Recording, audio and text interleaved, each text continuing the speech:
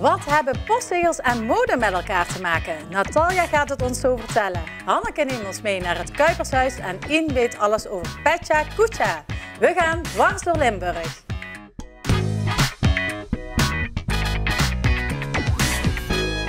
Goedenavond. We gaan dwars door Limburg. Iedere week bespreken we lifestyle en cultuur. En deze week doen we dat met Natalia, Ien en Hanneke. Dames, goedenavond. Leuk dat jullie er zijn. Hallo. We gaan van start met een, wat mij betreft, oudbollig onderwerp. Postzegels. Maar postzegels verzamelen is opeens weer helemaal hip. Hoe zit dat? Nou, er zit een beetje uitleg aan vooraf. Ik ben natuurlijk heel erg met social media bezig. Dus voor mij is het heel belangrijk om te weten welke hashtags trending zijn. En toen kwam ineens de hashtag stamps voorbij. Ik denk stamps, dat zijn toch postzegels? Dus een beetje doorklikken en zoeken. Nou, dat is dus heel erg trending. Mensen zijn dus met z'n allen weer gaan postzegel verzamelen. En ja, dat neemt grote vormen aan. Want ik zie ineens vraag naar de kerstzegeltjes van vorig jaar, maar ook van jaren terug. En allemaal plaatjes met posters zie ik voorbij komen. Dus ik denk, ja, jeetje, wat gebeurt hier? Maar toen zag ik ook wat leuks. Ja. Waarschijnlijk is dat natuurlijk mijn algoritme, want dat komt altijd ergens in mode uit. Ja. Ik zag ook iemand die horloges maakt, maar dan in de vorm van postzegels, stamshorloges. Dus eens even hier gaan rondvragen in de regio. En laten nou iemand zitten die dat hier regionaal verkoopt. Of regionaal, zelfs landelijk. Dus, en dan ging jij op bezoek? Ik ben eens even bij Lucas op bezoek gegaan. Ik denk, nou, dat wil ik wel eens weten. Horloges van postzegels. Ja. Dus, ik ben heel benieuwd. Ja, je weet wat ze zeggen. Alles wordt weer een keertje mode. En zo is het dus ook met postzegels. En dan kun je zeggen, postzegel verzamelen is ouderwets. Nou, niets is minder waar. Want ik heb gezien dat de hashtag stamps zowel op TikTok als op Instagram trending is. En waar kwam ik toen bij uit? Bij ontzettend leuke postzegelhorloges. En die ga ik jullie nu laten zien.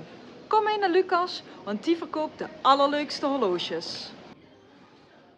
Nou, jeetje Lucas, dat is leuk. Lekker fleurig, lekker kleurrijk. Mooi hè? Ja, heel leuk. En je kunt ze zelf samenstellen, zie ik. Had je ze al eerder gezien of is het voor jou helemaal nieuw? Helemaal nieuw, echt helemaal nieuw. Het zijn dus de stamshorloges, zoals je ziet, het is een postzegel. En je kunt ze dus heel makkelijk klik je ze gewoon op het bandje. Dus dan kun je iedere combinatie maken wat je wilt. Heel leuk voor fashion. Voor met kleding te combineren. Ja. Oh, wat grappig. Maar ik zie, het zijn echt allemaal verschillende kleuren, verschillende bandjes. Ja, we hebben bandjes van houtvezel gemaakt. Dus die komt van hout uit Scandinavië. We hebben bandjes gemaakt van ocean plastic. Afval uit de zee. We hebben lederen bandjes. We hebben bandjes van ananasschillen gemaakt. Oh, van ananas, serieus? Ja, van ananasschillen, dus wel echt een hele Green Line serie. Oh, dus dit is ook echt ja, sustainable en ja. Ja. Je laat geen, hoe zeggen we dat tegenwoordig, geen sporen achter in de natuur. Ja, precies dat. Precies. Ja. Allemaal leuk. En is het nou echt een mode-item? Is er nou ieder seizoen een nieuwe collectie? Ja. We hebben nu voor het najaar een limited edition. En we hebben een kersteditie. En we hebben ook zelfs hele mooie tassen. Oh, zijn er ook tassen van? Hele mooie tassen. Oh, ja, dus die zijn ook gemaakt van houtvezel. En die komen nu eind oktober. Hey, en is dit, voor mij is dit dus helemaal nieuw, maar ik begreep een beetje in mijn speurwerk dat het eigenlijk al wat jaren bestaat, die hele stamscollectie. Ja, de collectie bestaat al, het merk bestaat al sinds 1997. En we gaan het nu zeg maar opnieuw in de markt zetten in Nederland. En we zijn in Frankrijk ook bekend, in Duitsland. De fabriek zit in Tsjechoslowakije, we doen alles in eigen beheer. Ja, en hoe komen ze aan die eigenlijk, aan dat printjes of aan de fotootjes? Met designers wordt dat ontworpen. Om steeds vernieuwend te zijn, om ieder jaar weer met een complete nieuwe collectie te komen. Oh, wat grappig. Ja, ik vind het echt heel erg uniek. Maar ik zie ook wat dikkere horloges en wat kleinere bandjes. Ja, je kunt erop klikken, maar je kunt ook een Cool Jack, heet deze. Dus het zijn allemaal losse onderdeeltjes. Dit is dan van mat goud. Kijk, die klik je zo ertussen. En dan doe je het bandje er doorheen.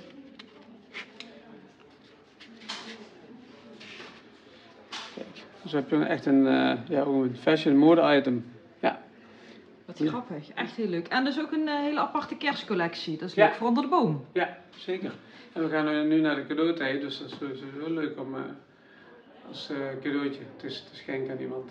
Ja, en ik ben er natuurlijk bij uitgekomen, omdat ik natuurlijk heel veel met Instagram en TikTok en zo bezig ben. En stamps ineens, #stamps, dus postzegel verzamelen, ineens trending was. Merken jullie daar nou iets van? Dat het nou ineens veel gevraagd is? Nou, het begint langzaam, er gaan fashionwinkels zich melden bij ons. Dus nieuwe klanten, dus ik denk dat er wel het is wel een veranderende markt. Dus het gaat meer naar mode en meer naar fashion, heb ik gemerkt. Cadeauartikelen sowieso, cadeauwinkels ook. Ja. En kun je ook kijk, jij kan natuurlijk je eigen horloge samenstellen, eigen bandje, eigen klokje. Dat kun je dus steeds iets nieuws kopen om te wisselen. Ja. Maar zijn ze al zover dat je helemaal je eigen foto of zo erop kan doen? Of dat kan nog niet? Kan ook, op aanvraag zeker. Oh, op aanvraag? Er zijn ook echt bedrijven die zeggen ik wil of een madeliefje of een afbeelding van hun bedrijf. En dan kunnen we het ook laten maken. Ja. Oh, wat leuk. Ja. Zeker, ja. Nou, ik heb dus echt weer iets nieuws gezien eigenlijk, ontdekt. Dankjewel, nou, hartstikke leuk. Graag gedaan. En super veel succes, cadeautjesseizoen. Dankjewel, top.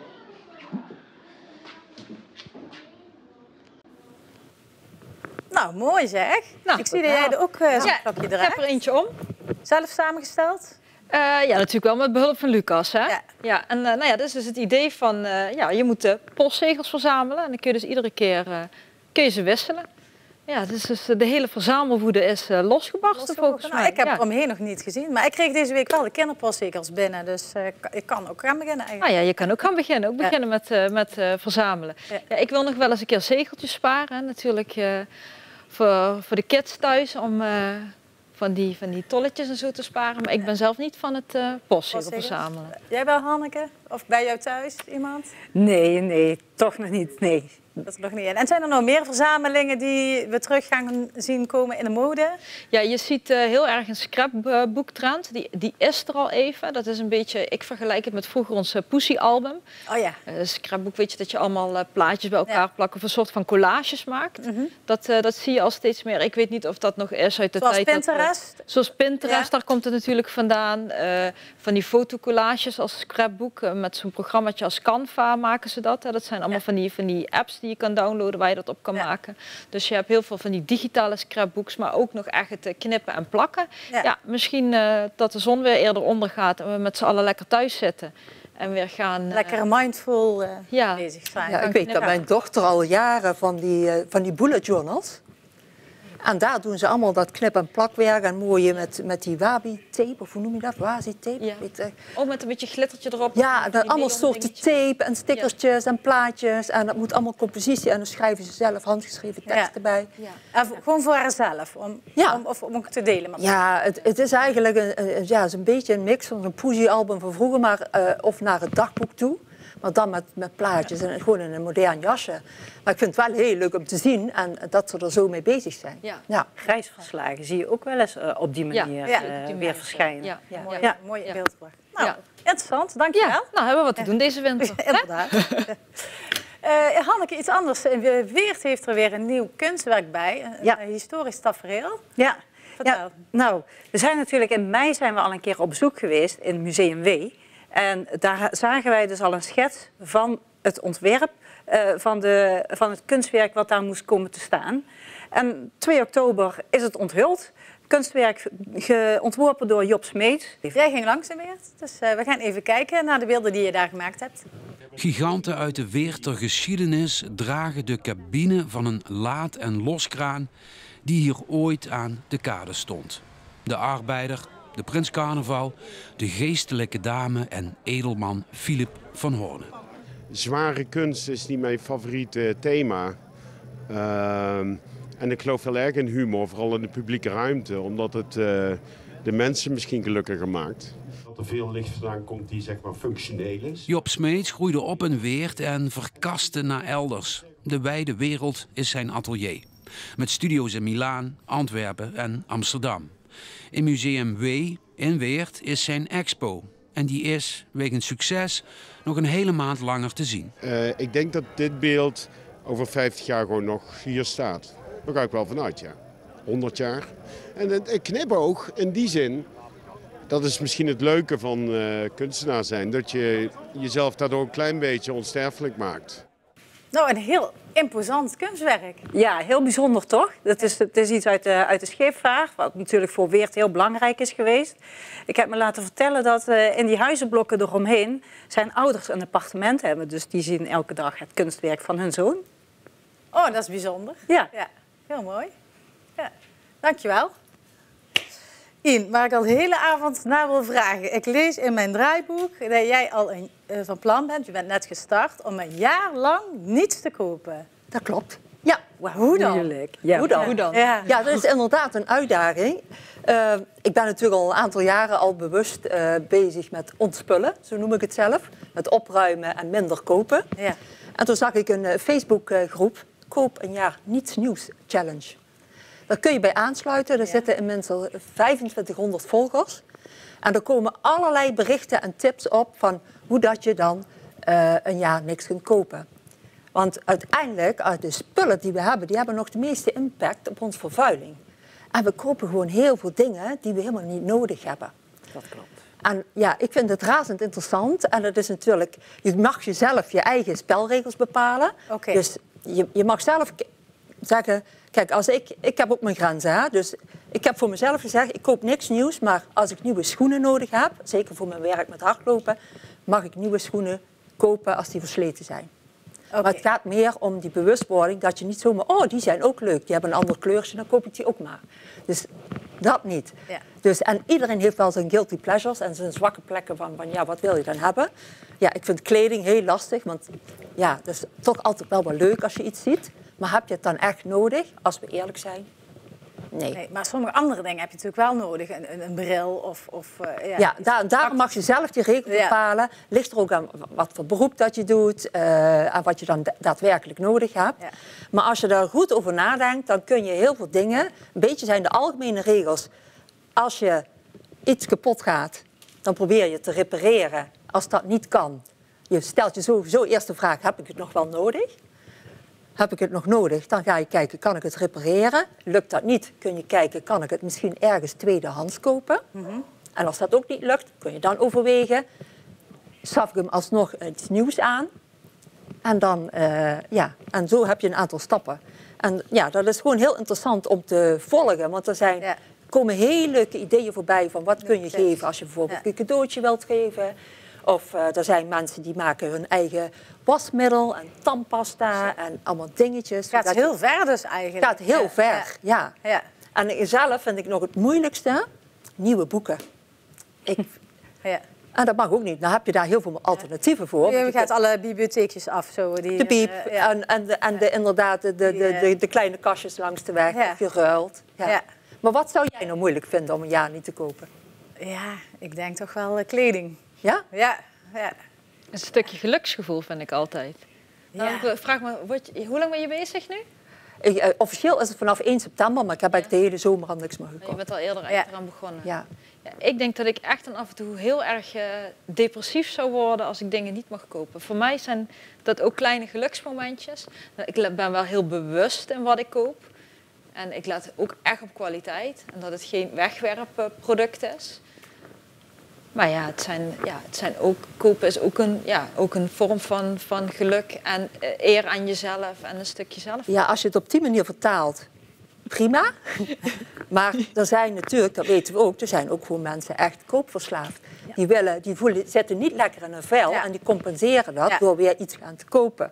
Ja, maar goed, de verslaving heb je natuurlijk. Je hebt een rookverslaving, een drankverslaving, een koopverslaving, een gokverslaving. Dat is natuurlijk overal waar het woordje te voor staat. Dat is natuurlijk nooit goed. Te weinig, te veel, dus dat vind ik dan altijd zo'n... Tevreden mag wel, hè? Tevreden, dat mag wel, maar die zit eraan vast. Nou, hoe lang blijft dat geluksgevoel als je weer nieuwe kleding gekocht hebt? Dat is natuurlijk ook de belangrijke vraag. Ik vind het ook heel leuk om kleding te kopen, maar ik kan er wel ook echt van genieten. Ik vind het ook heel leuk om het een tijdje weg te hangen en het dan weer aan te doen. En dan denk ik, oh ja, dat heb ik al lang niet meer aangehad. Dat vind ik ook wel weer leuk. Ja, misschien is het ook wel leuk om zeg maar eens te kijken, kritisch te kijken naar je eigen kledingkast. Want ik denk dat de meeste dames het gevoel wel herkennen. Hoe kun je dingen anders combineren? Of doe je ze anders aan? Of kan ik er iets mee doen? Zet de schaar erin of combineer het. Dus in plaats van scrapboeken gaan we misschien handwerken met kleding. Ja, en wat ook heel veel op die Facebookpagina komt, er zijn heel veel initiatieven met ruildagen. Ja. En er zijn zelfs, er is zo'n ketting dat je zegt, nou, ik kijk in mijn kast, inderdaad, nou, dat heb ik niet meer nodig, dat doe ik in een tas en dan geef je naar de volgende. En die haalt er de dingen uit die die wil hebben en die doet er weer andere dingen bij en zo kun je hem rond laten gaan. Dus er komen heel veel leuke ideeën voorbij. En zeker nu, we gaan weer de donkere maanden in, er komen de cadeautjes en de feestdagen, decoraties. En dan is het ook leuk, ja, kan ik van iets simpels... Dan heb je toch iets nieuws wat toch al gebruikt is. Ja. Ja, want inderdaad, ik vroeg me al meteen af, hoe maak je het dan gezellig in huis? Weet je, hoe doe je dat met de feestdagen? Hoe mag je ook geen behangetje ophangen of kaarsjes neerzetten? Want kaarsjes zijn natuurlijk niet echt heel handig her te gebruiken. Nee, dus dat klopt. Maar er zijn er wel, misschien kun je ze toch ergens tweedehands kopen. Maar ja, ik kwam met opruimen, heel erg dat ik dat moet zeggen, nog allemaal van die zakken met allemaal theelichtjes tegen. Oh, had ik die ook nog? Ja. En denk, ja, die kan ik nu dit jaar allemaal toch mooi gebruiken om er toch een beetje sfeer aan huis te krijgen, natuurlijk. Ja. Of een beetje creabea met wat oude kerstspullen en dan een paar nieuwe bloemetjes weer. Een nieuwe, zeker. Ja, je wordt er echt super creatief van. En elke bewust van, oh, ik ga of iets in je huishouden, hè? Of iets, een leuk serviesje of wat dan ook. Oh nee, ik heb eigenlijk zat. Super knap vind ik het. Maar heb je nou niet een moment gehad van, nou hou ik het niet meer vol, ik moet nu even iets kopen? Nee? Alleen, ik moet opletten, wat ik al zei met boeken. En dan zie ik een boekenrecensie of ik denk, oh, dat is een leuk boek. Oh. Ja. En ik heb... Ja, dat is ook iets raars. Boeken wil ik graag zelf hebben. Ja, oké. Ja, dat is dan lastig. Dat is lastig. Over een paar maanden op Marktplaats, dan kom je ze misschien weer tegen. Precies, komen we allemaal vrij. Of ga je ruilen. Ja. Ik zal jullie op de hoogte houden tijdens deze uitzending. Er zijn best wel wat mensen uit Peel en Maas die ook aangesloten zijn bij die Facebookpagina. Dus we gaan ook nog eens een keer een filmpje maken om te kijken hoe dat het met die anderen gaat. Ja, ben ik ook heel benieuwd naar hoe dat andere... Wat meer inspiratie te krijgen. Ja, maar hoe ze dat met hun boodschappen doen of verzorgingsproducten of weet je wat, de kleinere aankopen, hoe doen ze dat dan? Ja, wat ik al zei, mensen gaan zelf dingen maken. Tandpasta kun je maken, deo kun je maken, je kunt dagcrème maken. Ik ben heel benieuwd naar de volgende item. We gaan er zeker op terugkomen. En voor ons een uitdaging, hè, om er bewust mee om te gaan. Bewust, de kleur van het moment in de mode is nu beige. Wij zijn allebei al een beetje in het thema. Ja. Hoezo beige? Hoezo beige? Ja, nee, ik verzin het natuurlijk niet. Hè. Het wordt eigenlijk voorgekoud op de grote shows. Nou, vooral september is de maand waarin er heel veel collectiepresentaties zijn. Dat zie je ook in de magazines, in de kiosk, dat je dan allemaal modenummers ziet. Zodat we het in oktober in de winkels zien. Je ziet natuurlijk ook heel veel shows voorbij komen. Shows ook op straat, zoals hier in Panningen laatst was er een. En in Venlo en volgens mij in Horst zijn er de modeshows geweest. Ja, en daar zie je gewoon echt in het modebeeld heel veel de kleur beige. Beige straalt ook een soort van luxe uit. Het straalt een soort van luxe uit en een soort van rust ook. En het zit ook denk ik ook wel de sprankeling in van dat najaarszonnetje. Want die zomers die worden natuurlijk steeds langer. We hebben vaker een mooier najaar. Ja, en om dan meteen in het zwarte te duiken. En die donkere kleuren. Ja. Maar ik heb het heel kort samengevat in een klein filmpje. Gewoon even dat de kijker weet, oké, kleine update. Ja, ik ben benieuwd. Wie weet, ja. Ze zeggen wel eens dat trends komen en gaan. Maar soms heb je van die trends die echt blijvertjes zijn. Vooral wanneer we het over de trend kleur beige hebben. En hoe drink jij je koffie? Dit herfstseizoen blend je koffie lekker in met je outfitkleur in ieder geval. Want of je nou een café au lait, een cappuccino of een koffie zwart drinker bent, alle bruine koffiekleuren passen in het kleurpalet van deze herfst. Dit seizoen kan je je echt onderdompelen in gevoelens van een wereld van luxe. Want behalve de kleur beige zien we ook heel veel aaibare materialen. Denk aan fluffy vesten, fake bontjes, harige truien. Het enige dat nog ontbreekt aan deze outfit is een chique zonnebril op je neus. Waar 50 tinten bruin de basistrendkleur vormt dit seizoen, is roze toch wel de ultieme accentkleur. Van bubbelgum en zuurstokroos tot diep fuchsia. We zwichten voor uitbundige exemplaren en nodigen je uit op onze roze wolk. En als we naar de accessoires kijken, van tassen tot sieraden, dit seizoen mag het weer groots. Waar we afgelopen zomerseizoen de comeback van de parel al zagen, voegen we er dit modeseizoen grote logo-sieraden aan toe. We mogen ons weer royaal versieren met juwelen. En natuurlijk de leukste tassen. Happy shopping! Nou, heel kort, Heel mooi. heel snel. Maar mogen we allemaal niet meer kopen nu, hè? Ja, Nee, we moeten het niet meer kopen. helaas. Hanneke, we gaan met jou naar het Kuipershuis in Roermond. Ja. Aanleiding voor het bezoek is het boek De Schilders van Limburg. Harry, ik vroeg me af, ben jij katholiek? Ja, volgens mij is dat een open deur intrappen, want in mijn tijd werd iedereen een paar dagen na zijn geboorte gedoopt. Dus wat dat betreft ben ik katholiek. Ja. Dat snap ik heel goed, dat heb ik ook. Maar ik ben wel een liefhebber van kunst. En kunst vindt op zich wel zijn oorsprong in Limburg, zeker in de katholieke kerk. Daarom heb je mij meegetroond hier naar de bisschopstad Roermond. Precies, Ja. want dit is de geboortestad van Pierre Cuypers.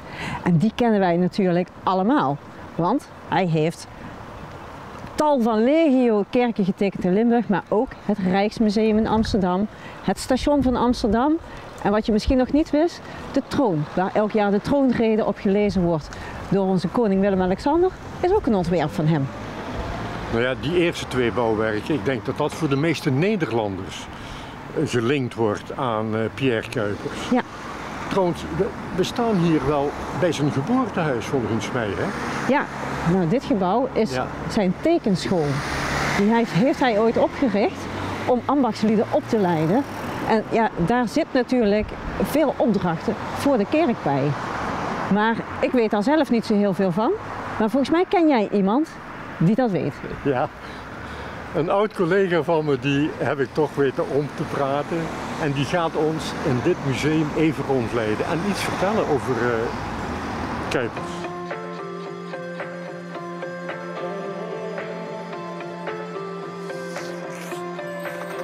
Hanneke, je vertelde buiten dat Cuypers en de kerk wel iets met elkaar te maken hebben. Ja, en chef, je hebt ons hier naar een ruimte gebracht waar dat ook meteen duidelijk is. Kun je daar iets meer over vertellen? Ja, Cuypers die leefde dus in de tijd, begin 19e eeuw. Toen kwam het katholicisme in Nederland op. Overal was behoefte aan kerkenbouwen en dergelijke. Na de Franse tijd lag alles een beetje stil, maar dat kwam op. Cuypers was vroom principieel katholiek en hij was een kunstenaar in hart en nieren. Had ook ontzettende goede gaven om dat te doen. Hij ging naar een school toe waar hij dus nog helemaal dat kon in de praktijk brengen. Daarna heeft hij hier dus, en hij was katholiek en hij zag dus de kunst in de kerken, dat was voor hem het ideaal.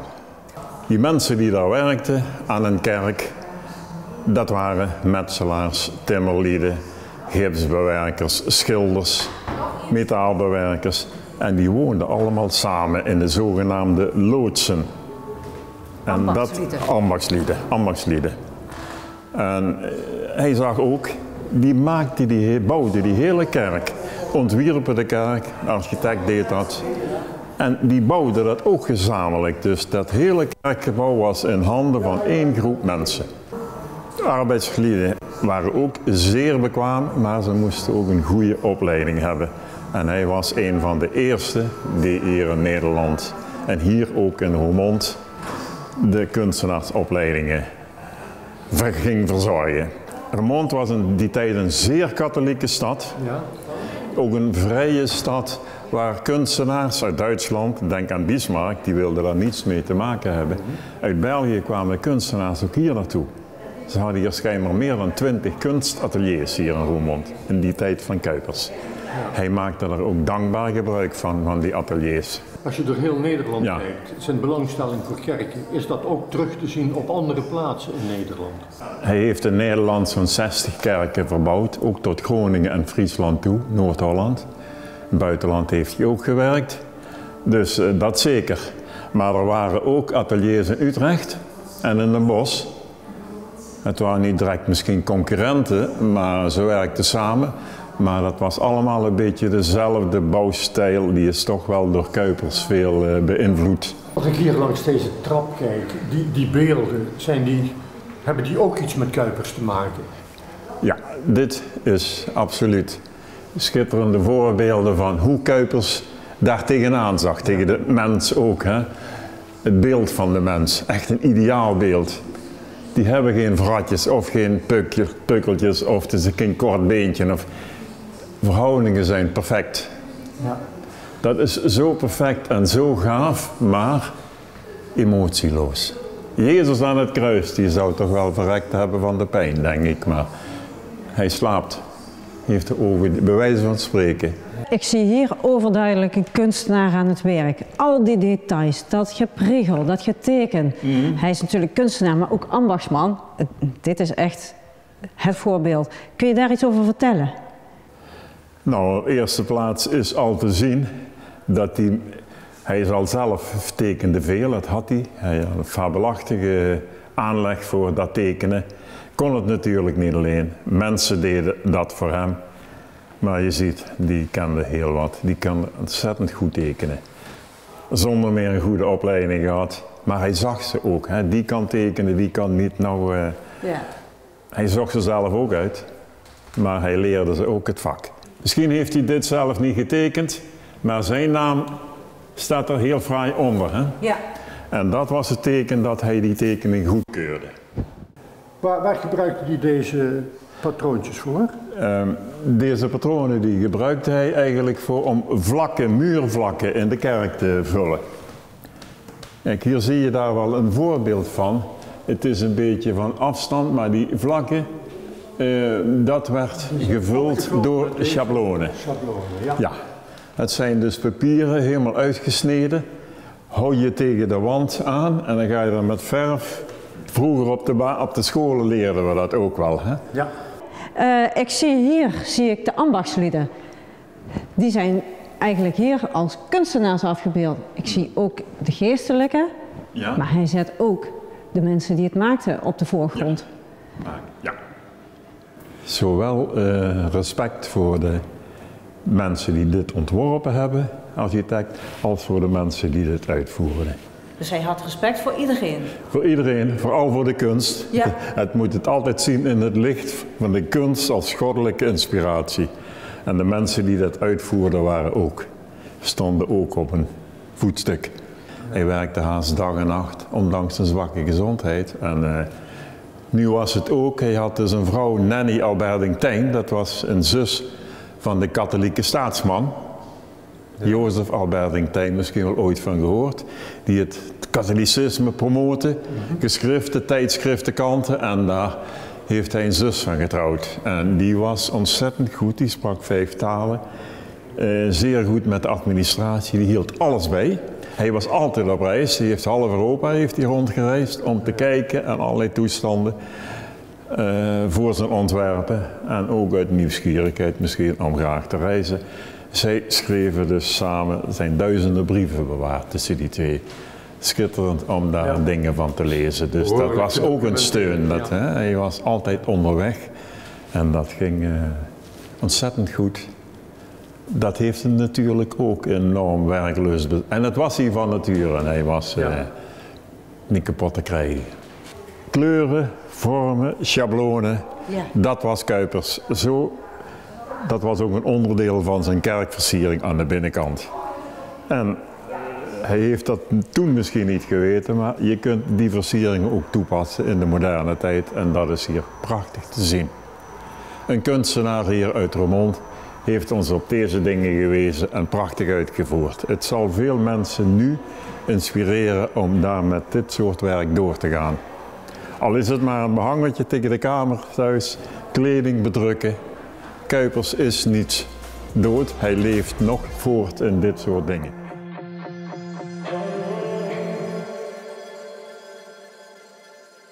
Hanneke, ik begrijp uit het filmpje dat Cuypers van grote invloed is geweest in heel Nederland. Ja. Dat hij dus niet alles alleen deed. Hij had dus mensen in dienst. Nee, hij had echt heel veel mensen in dienst. En hij zorgde ook heel goed voor zijn mensen. Die mensen die waren tevreden, ze beheersten hun vak, ze gingen op tijd naar huis. Ze konden goed voor hun gezin zorgen. Dus dat vond hij heel belangrijk, dat zijn medewerkers eigenlijk een soort modern maatschappelijk ondernemer, laten we het zo maar zeggen. Mooi. Dat zouden meer mensen moeten doen. Precies. En zien we in de regio, zien we nog meer van Cuypers? Ja, je kunt in Kessel, de kerk van Kessel is door hem gemaakt. Venlo, Weert, je kunt het zo opzoeken. Door heel Limburg zijn heel veel kerken, maar zelfs in Friesland, Groningen, Amsterdam, Zeeland, overal staat werk van hem. Ja, en dan natuurlijk de bekende werken, die hebben we net al genoemd. Ja. Dus we komen hem eigenlijk dagelijks tegen. Ja, en zijn patroonwerk is natuurlijk, dat is iets heel herkenbaars en heel inspirerend voor moderne kunstenaars. En dat zag je dus ook al met deze jonge kunstenaar uit Roermond, die dus de nieuwe jas, een tentoonstelling heeft gemaakt. Maar in het Cuypershuis, eigenlijk moet je er een keer gaan kijken, is een tentoonstelling De Golvende Lijn. Als je daar binnen loopt, je weet niet wat je ziet. Het is één grote kakofonie van kleuren en patronen en... Ja, je kunt daar gewoon 5 minuten staan kijken en dan zie je nog steeds weer nieuwe dingen. Okay. Heel bijzonder. Ja. Nou, heel mooi. Ja. Wat misschien ook nog goed is om te vermelden, het Cuypershuis en Museum W hebben een combi-ticket. En, dus je kunt zeg maar nog naar de tentoonstelling van Job Smeets en naar de tentoonstelling De Golvende Lijn in het Cuypershuis kun je op 1 dag doen. Kun je het mooi combineren? Ja. Oké, dankjewel voor de tip. Graag gedaan. In Pecha Kucha. Ik ben me al de hele avond af aan het vragen wat dat in godsnaam is. Vertel. Daar kan ik me alles bij voorstellen, want ik had er zelf ook nog nooit van gehoord. Jullie wel? Nee. Dat zeg helemaal niks. Pecha Kucha, Japans voor prikpraat. Oké. En je kunt het eigenlijk vergelijken met een elevator pitch. Het is in 2003 bedacht door mensen uit de architectuur om dus een presentatie te houden. Alleen in een hele strakke format. Zij noemen dat 20x20. Je hebt 20 sheets die allemaal 20 seconden op beeld komen. Dia's, ja. Okay, ja. En daar vertel je een verhaal bij. En ik kwam daarmee in aanraking omdat ik werd gebeld door Matt, een van de organisatoren van Pecha Kucha Peeland. Die zei, wil jij niet bij ons iets komen vertellen over bosbaden? Daar ben je zo enthousiast over. Oké, wat is dat dan? Dus uitgelegd, Pecha Kucha komt uit Japan, 2003, wat ik net vertelde. Het is wereldwijd, worden daar avonden georganiseerd. Pecha Kucha avonden, daar komen er 12 tot 14 mensen. Iets vertellen over hun passie. Allemaal met hetzelfde, 20 sheets van 20 seconden. Dus je hebt 6 minuten en 40 seconden de tijd om jouw verhaal te doen. Ja. En hoezo is dan die 6 minuten en 40 seconden? Zit er een bepaalde filosofie achter? Ja, 20 sheets van 20 seconden. Ja. Ze en dat het voor iedereen gelijk is. Ja. Ja. En de avond begint ook 20:08, dus 20:20. Oké. Het is allemaal 20. Symbolisch. Ja, zelfs symbolisch. Ja. Het zijn Frank, Anita en Matt die de organisatie doen voor Pecha Kucha Peeland. En dat doen ze al heel veel jaren. Het wordt 2 keer per jaar georganiseerd. Het is nu 14 oktober, dus morgen na de uitzending. Dan kun je kunt er nog naartoe op goed geluk. Je kunt er gratis naartoe, maar het is wel handig om de kaartjes te reserveren. Want het schijnt heel erg populair te zijn en druk. Dus ik hoop jullie de volgende keer daar een filmpje van te kunnen laten zien. Hoe zo'n avond gaat, want ik sta er zelf ook. Ja. Nou, veel succes. Ja, dankjewel. Het is wel een beetje een snelle TED-talk eigenlijk. Het lijkt op een TED-talk of een elevator pitch. Alleen in een strak format. Stram in. Ja. Ja, en daar moet je je echt aan houden. En het mag ook geen commercie zijn. Het gaat puur om jouw passie, wat jij wil vertellen. Heeft dat te maken misschien ook met een bepaalde spanningsboog die mensen tegenwoordig hebben? Die misschien veel korter is? Ja, dat zou zomaar kunnen, want het moet tegenwoordig wel allemaal flitsend en snel zijn. Ja. En de traditionele elevator pitch is eigenlijk nog sneller. Hè? De TED Talk is eigenlijk zonder beeld en die is weer wat langer. Dit zit er dan zo'n beetje tussenin. Maar als het uit de architectuur komt, kan ik me voorstellen dat iemand iets heeft ontworpen en hij laat 20 afbeeldingen zien en hij vertelt erbij wat dat is. Ja. Dat een beetje het stramien dan is van, ja, zo bouw je de presentatie op. En dat is voor iedereen hetzelfde. Ja. Nou, heel interessant. Ik ben heel benieuwd naar jouw bijdrage de volgende keer. Ja, anders ik wel. En daarmee zijn we aan het einde gekomen van deze uitzending van Dwars door Limburg. Heeft u nu tips voor de redactie? Mail ons dan naar dwarsdoorlimburg@omroepnm.nl. Jullie allemaal bedankt voor jullie bijdrage. U bedankt voor het kijken en tot volgende week.